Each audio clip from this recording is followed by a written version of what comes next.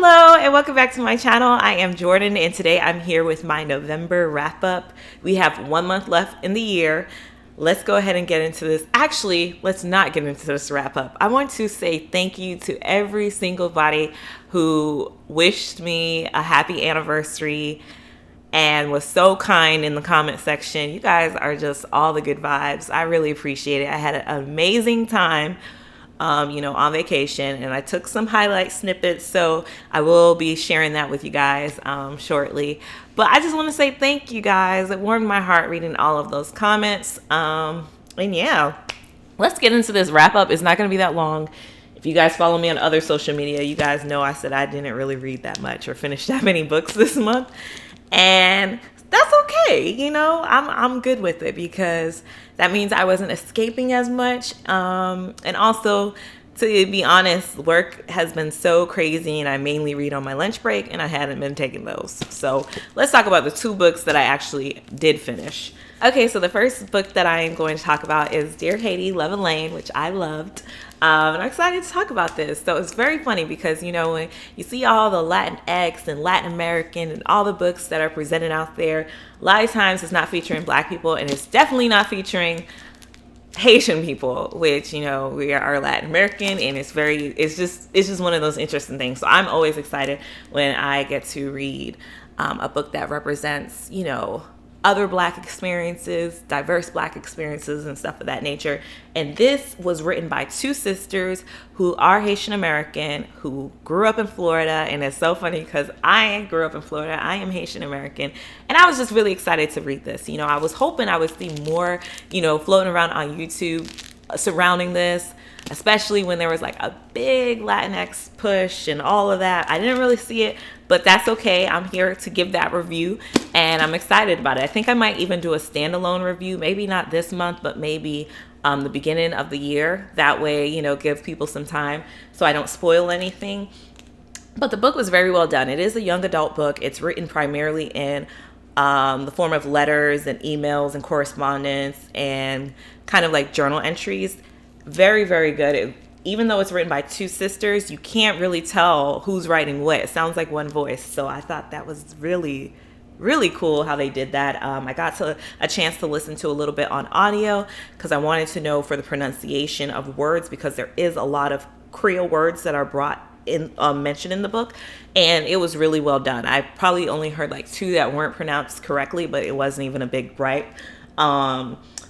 I don't know how they were able to compact so much in this book and still make it like fun, but they did it. They accomplished that because this was did a really good job of tying in Haitian history, like actual Haitian history. The story is primarily about a family curse, along with a girl who has a strained relationship with her mother, and because of a situation that happens at school, she ends up having to do an internship in Haiti, and during that time she gets to kind of like reconnect with her mother, who is also going through some stuff. But really the focus of the story kind of follows this curse, or Marichon. And it's funny because Marichon, that's something that if you grow up in a Haitian American household, you hear a lot Marichon, but you don't really hear it like, oh, you have a family curse, but it's just like, oh, that person has a Marichon Suli or something like that. Yeah, I'm rambling about this, but I really enjoyed it. And it was so funny because I actually was making a rum cake, and towards the end of the book, like her mother is actually like giving her instructions on how to make a rum cake, and I was just like, it was just cool. Anyways, I'm rambling. Y'all will hear more about this, but I enjoyed this book. Thumbs up. Okay, so the next book I'm talking about is Jason Reynolds, Look Both Ways. Oh, this was so good. This was another one that I say is 4 stars. Like, I enjoyed this thoroughly. Okay, so yeah, I had 2 4 stars. I may not have read that much, but both of the books I really enjoyed. So this touched on so much and is so relatable.